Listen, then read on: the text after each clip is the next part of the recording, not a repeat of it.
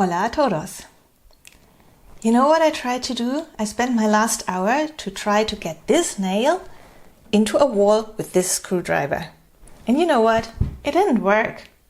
So a screwdriver is actually good for nothing. Well, no. Screwdrivers are a great tool. The thing is with why I show you this example with a nail and the screwdriver is that during the last month or so, I often see people warning others to use to-do lists. And often this warning comes from time management coaches who tell people either not to use a to-do list as a specific tool or no tools at all. And usually I have to answer that. And I start to discuss with them and I'm like, you know what, without my to-do list I would be nothing. I really need it. It's a great tool and it helps me very much to avoid stress. And their reply is usually the same. It's always, well, yes, if you use your tool correctly, then it's great. And then I always think, screwdriver, yeah, sure. I mean, if I'm not using it, I should use a screwdriver, then it's obviously useless. And this is the thing with every tool. So that's a weird argument, isn't it?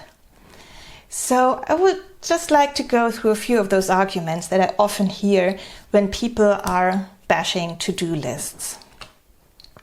So one thing that I often hear is that either to-do lists or software tools in general are too rigid, that you don't change things too much, that you put on your things and then you never change it again and you feel pressured by what you thought you want to do, and then you might feel bad if you're not achieving all of those things. And it is true, if you use a to-do list like that it will create pressure. But this is a question of usage. If you use, for example, Totalisto, Totalisto is designed to be changed quickly. So it's made for adding, deleting, changing, merging tasks all the time. And even if you're not using Totalisto, if you're using any kind of text processing program, any kind of note-taking program, I mean, it's just a piece of text, and with copy and paste or cut and paste, you can easily move your things around. There's really nothing that keeps you from changing things on your to-do list. It is different with to-do lists on paper. I love to work with paper, but I usually tell people not to put their to-do list on paper simply because it's too rigid. Once you've written it down, you cannot easily move the things around. Of course, you can cross them out, but that gives you kind of chaos. That is a thing where I would really tend to software, but that's the only thing. I mean, there's nothing rigid in software per se, and there's nothing rigid in a to-do list per se, unless you make it rigid the way you use it. Another piece of critique or criticism that I often see is that you pressure yourself too much with to-do lists because, well, you see all the things you want to do and it's probably too much. So you might feel overwhelmed with all those things before you. But the problem is actually not the tool. The problem is the world. I mean, you have too much to do, obviously. And so it's don't kill the messenger. The to-do list just tells you the problem. It shows you the problem. It makes it obvious. But the problem as such exists before. I mean, you have too much to do, whether you're using a to-do list or not. And with a to-do list, at least you see the dilemma. I rather have it all on a to-do list and see my 200 tasks and get a little bit overwhelmed, rather than having those tasks chase me at night when I try to sleep. So for me, it's much better to just see the dilemma in front of me. And then I will also notice, okay, it's too much. I cannot do all of those things. I have to reduce. I have to do something about it. And this is what the tool is about, to show you the dilemma. So yes, it hurts, but this is kind of the point. It has to hurt. And your to-do list is not generating your tasks. Your to-do list is not giving you stuff to do. That's you or other people who generate the work for you. The to-do list just shows you what's wrong. There can be other things that are kind of weird when you use a to-do list.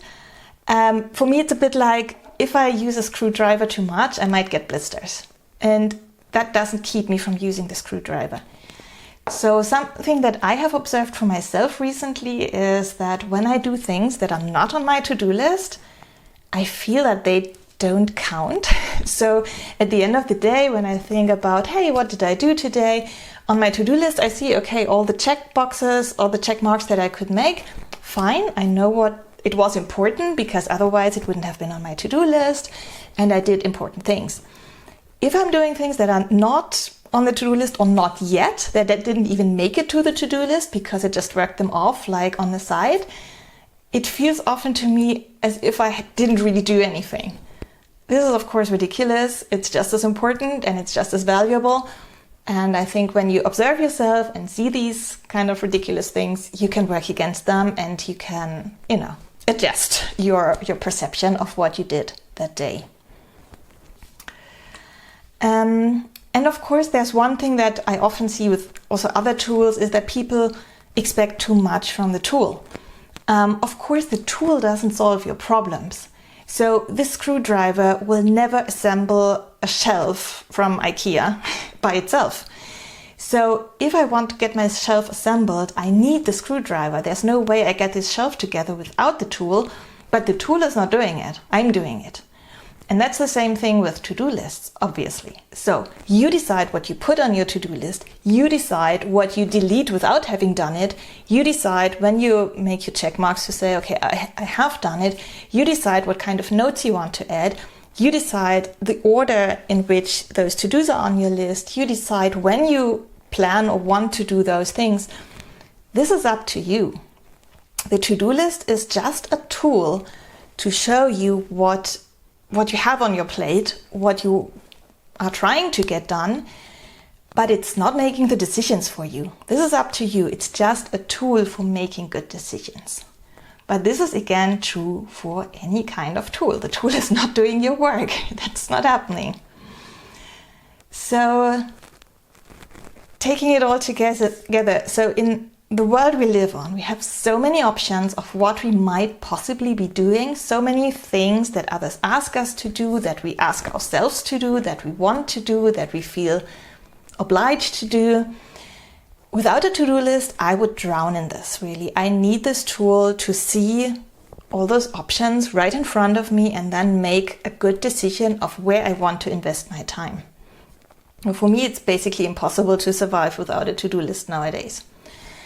Of course, you have to use your tool right. And if you have not found your way, how you want to work with to-do lists, we have an online course on the To-Do-Lister website. I will link that for you and also the videos here on YouTube.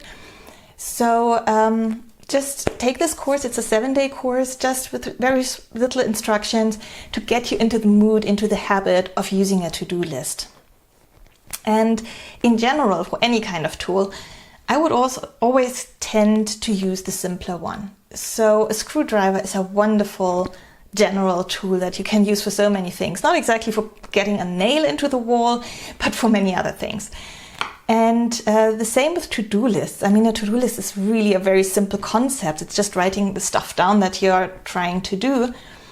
And my guess is that the reason for this to-do list bashing, especially by time management coaches, is actually that they are trying to sell you other methods. So it's usually like, to-do lists don't work, but I can tell you how it really works.